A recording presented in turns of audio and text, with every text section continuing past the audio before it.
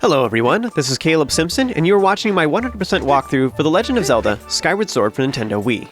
In this video, we're going to get several pieces of heart as well as a couple different gratitude crystals before we continue on towards the Elden Silent Realm. After the Lanayru mining facility, you could find Fledge here in the Skyloft Plaza just wandering around in circles with a chat bubble above his head. This is to draw attention to the fact that there is a side quest that is available with him now, and the chat bubble only appears the first time that you speak with him there. After this, it will not be hovering above his head. But anyways, he says that you should come check him out over at in his room in Skyloft, or in the Knights Academy at night. So you can start doing this quest just after the Lanayru mining facility. However, we can't actually complete this side quest until after the sand ship. So I like to actually wait until after the sand ship to do this entire quest all at once. So you can speak with Fledge if you want in the plaza. That's totally optional. You don't have to. It's just to draw attention to this side quest so that you realize he's here.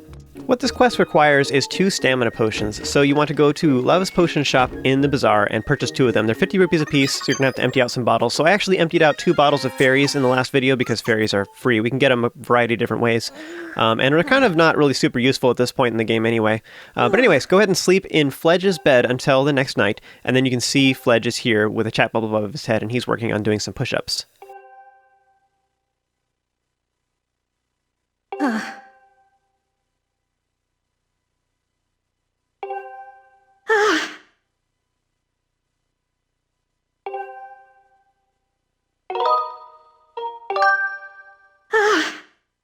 So if you speak with Fledge and you don't have a stamina potion on you, then he will give you some hints that that's what he needs. He'll ask you for things that give him energy. But if you do have a stamina potion on you, then he will notice that you have it in your inventory, and he will ask you if you're willing to give it to him. So cough up one of these stamina potions, and he will drink it, and this will give him a little bit more juice so that he can keep up his workout.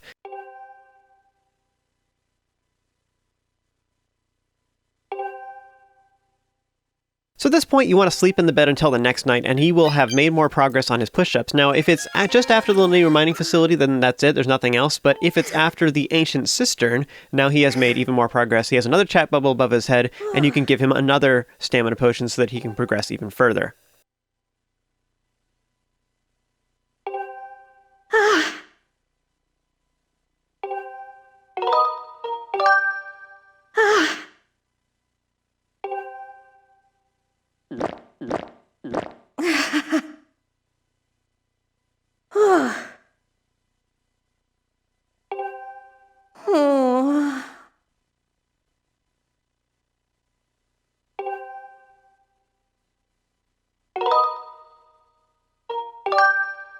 Huh?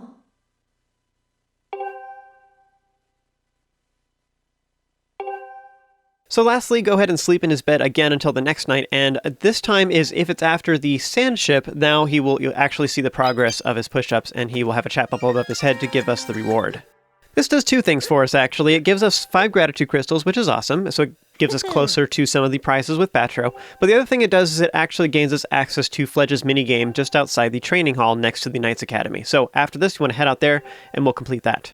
So yeah, like I explained earlier, you could have actually done the different phases of this quest each step. You could have done it as soon as it was available. However, that would have been very inefficient, so I think it's much more beneficial to just wait until after the sand ship and do all the steps of this side quest at once and get the prizes. And for those of you who are curious, I did indeed try upgrading the stamina potion into the stamina potion plus with Birdie, and that didn't actually it didn't complete multiple steps for his quest or anything. So definitely the regular stamina potion is the most efficient thing to buy to complete his quest.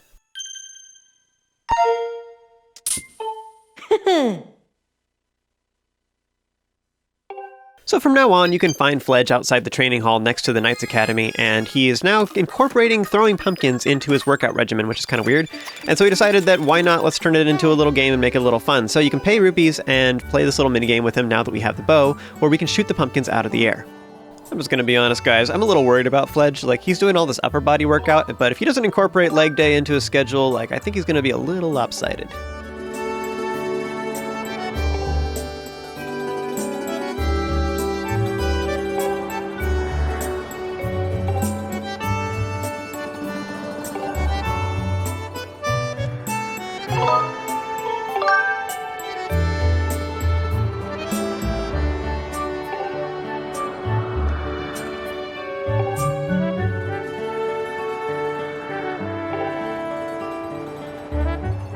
So as always, when using any targeted weapon, you want to press down on the D-pad to recenter your controller, because I find that what happens is, as you're doing this, it tends to, at least for me anyways, it tends to keep like moving up a little bit every time I shoot. It's almost like it loses its calibration for a split second when the arrow actually flies, so I find that I have to keep raising my controller up a little bit more over and over again.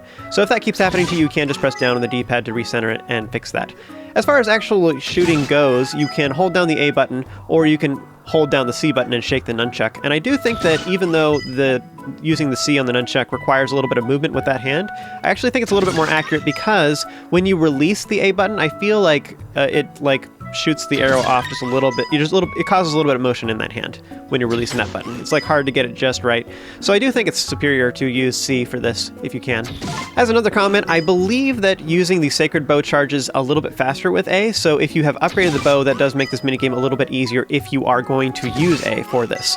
Now how this game works is every time that you hit a pumpkin, you get 10 points. However, it also increases by 10 for each consecutive pumpkin you get, up to a max of 50. So the higher your combo is and the longer you can maintain it, the more points you can get. So basically what this means is, in order to get a high score and in order to get the prizes, you really, really have to not miss. Or if you do miss, you can only miss like once, because by the time you finally get back up to having a high score again, then you won't make as many points. And I'm not sure what the max amount of points you can get is. I think it's something like 900 or something like that, or 850 or something like that.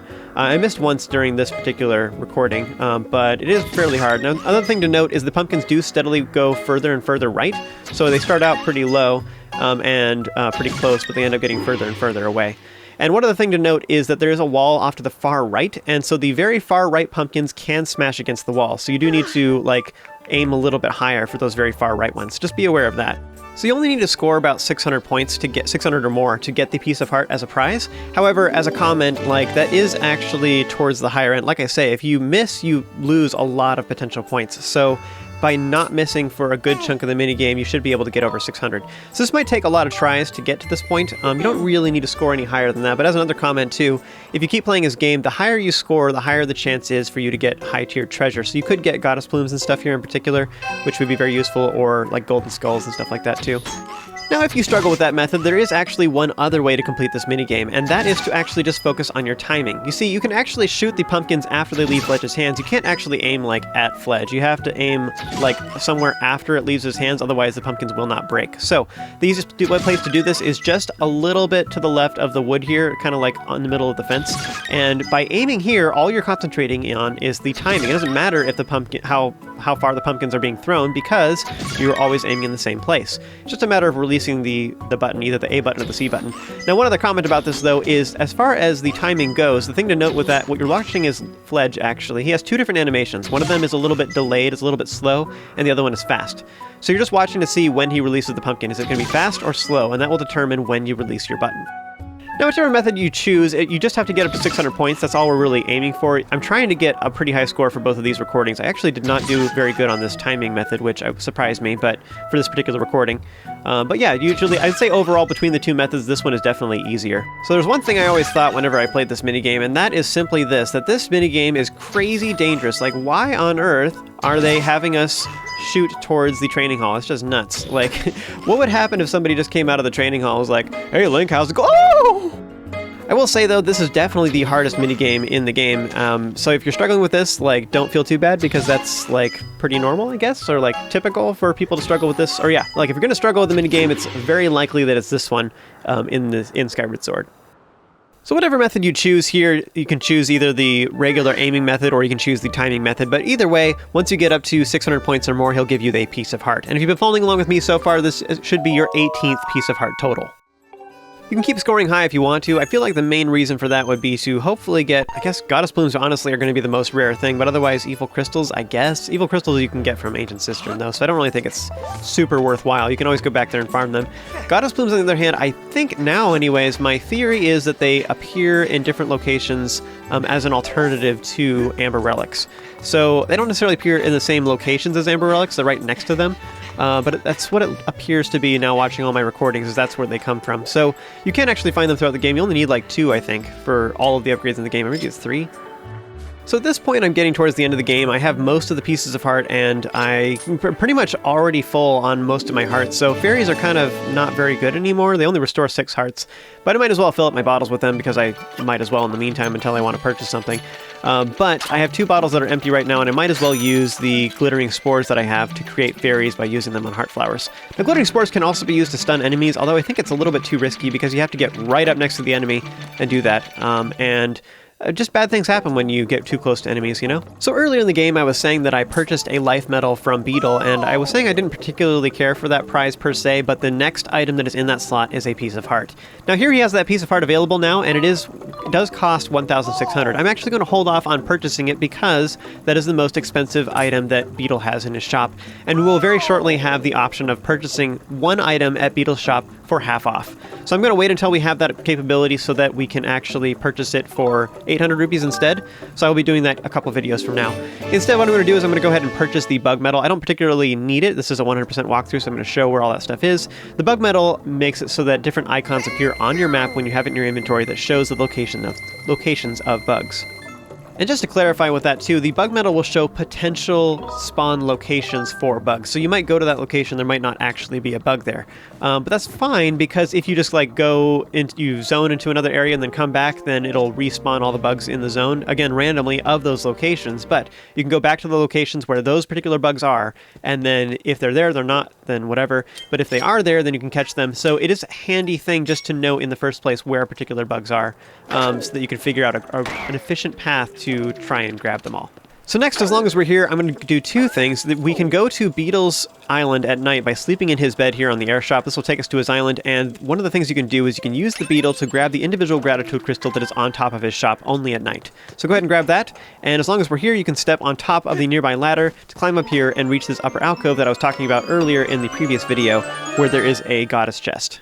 The related goddess cube for this chest is the one that is on top of the entrance of Skyview Temple. So just to the right of it, there's some vines. You can claw shot up there to reach that goddess cube.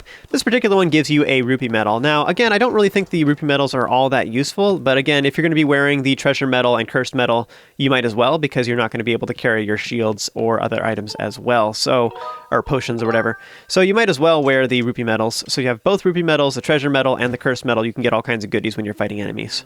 There is actually a funny scene that you can see in Beedle's shop if you don't purchase anything, but I'm going to show that later in the walkthrough. I am aware of it. The reason I bring it up is because I'm sure there's a lot of people that are getting excited every time I enter the shop and they're waiting to see that scene. But I will show it before the end of the walkthrough, so don't worry.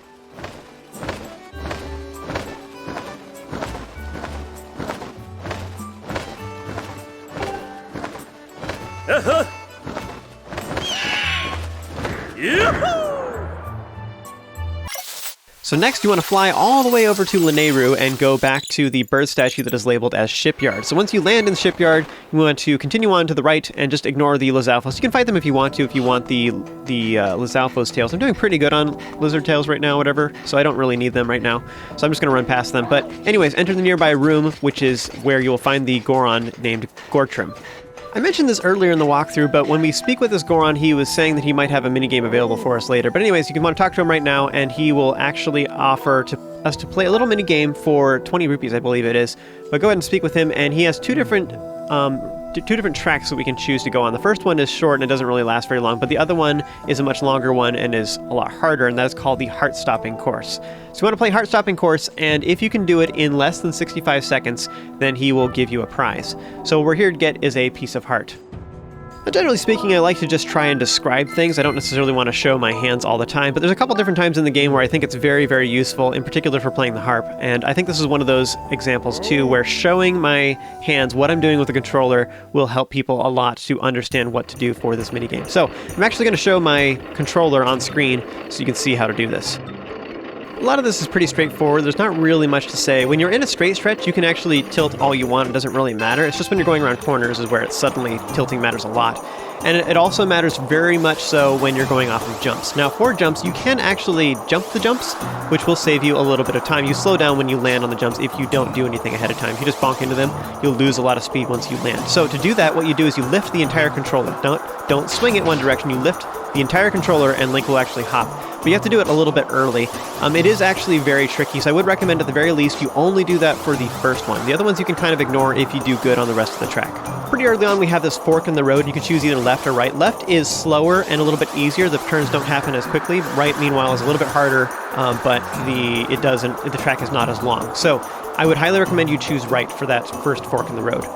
There's not really too much else to say for the rest of this. You just kind of got to memorize the turns. Like I was saying earlier, you don't actually lose any speed if you're turning, quote unquote, or tilting while you are on a straight stretch. It doesn't actually slow down your speed at all. You can actually hear it. The minecart makes different sounds. Once you get to the end here, you can try jumping the first one, but I'd recommend you just don't do anything for the last ones because you do lose some seconds, but you don't lose very much. So if you can do it within 65 seconds or less, then you'll get the best prize, which is actually, 10 whatever is what it'll say. So 105. We're trying to get somewhere below that.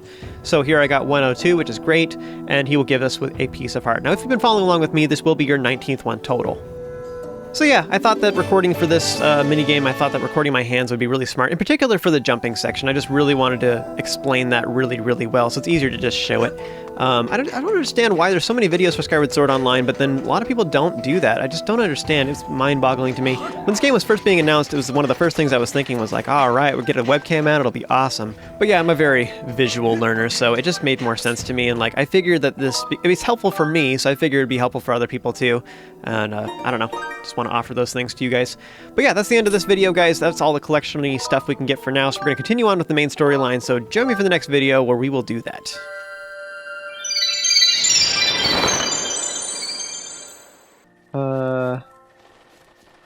Wait.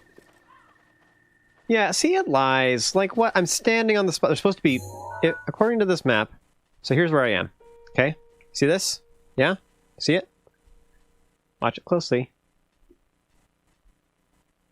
This says there's hightail lizards here. That's how many there are. Lots of hightail lizards, okay? Yeah. You see all those? Look how many lizards there are. So many. I can't even gather them fast enough. I don't know what I'm gonna do, guys.